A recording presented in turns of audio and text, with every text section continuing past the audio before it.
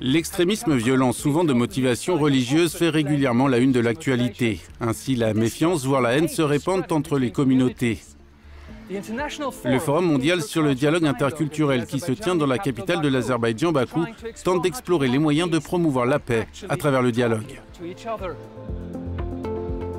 Plus de 500 membres représentant diverses organisations internationales, ONG ou communautés religieuses se sont retrouvés pour la 5e édition de cette conférence, reçue par le président Ilham Aliyev.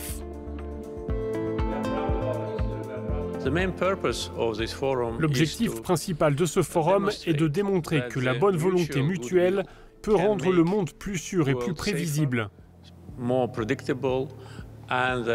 et que le dialogue reste le meilleur moyen de résoudre les problèmes.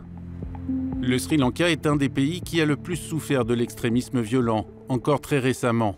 Neluni Tilekaratne travaille pour un mouvement qui accueille des jeunes issus de différentes communautés du pays. Tout est parti du constat que 70% des Sri Lankais n'avaient aucun ami parmi les autres communautés. Si vous n'avez pas d'amis en dehors de votre groupe ethnique, qu'est-ce qui vous pousse à prendre la décision de blesser quelqu'un? Ce que vous avez entendu dire, des préjugés, des hypothèses? Mais comment faites-vous pour créer des liens d'amitié entre les gens?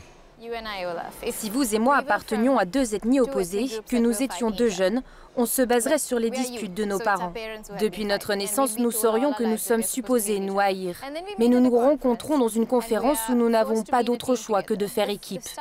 Au début, les 2 premiers jours seront très maladroits.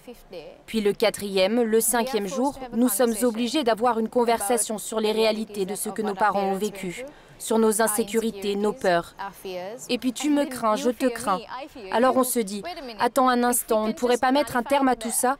Si je peux te promettre que je ferai ce qu'il faut pour te protéger et que tu peux me promettre que tu feras ce que tu peux pour me protéger, alors tout ira bien. Il y a eu ces terribles attentats au Sri Lanka il y a une quinzaine de jours.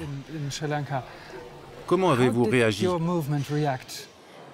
Nos étudiants du Sri Lanka ont déjà pris conscience du message de non-violence. Ils ont repris le message d'unité et ont commencé à utiliser les réseaux sociaux pour dire à leurs amis et à leurs familles « Ok, regarde, nous savons que c'est l'œuvre d'un groupe islamique, mais nous savons aussi que nous avons suffisamment d'amis musulmans aux 4 coins du pays pour savoir qu'on ne peut pas les accuser de tout ça.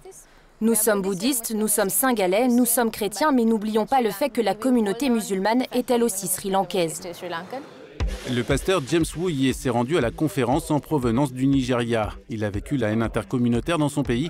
Il l'a dépassée, pas seulement intellectuellement, mais aussi physiquement. Comme vous pouvez le voir, j'ai perdu cette main il y a 25 ans quand je me battais contre les musulmans avec ma communauté. Je l'ai perdue alors que j'essayais de protéger mon église. J'ai été entraîné à céder à une narration négative sur le fait de détester l'autre.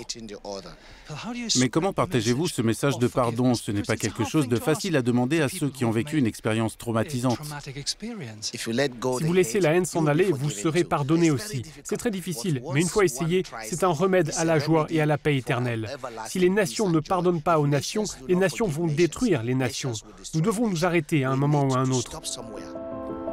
Le dialogue, la tolérance et le pardon pour surmonter la haine profondément enracinée et les conflits entre les individus, les communautés et les pays. Voilà en quoi consiste le Forum mondial sur le dialogue interculturel de Bakou.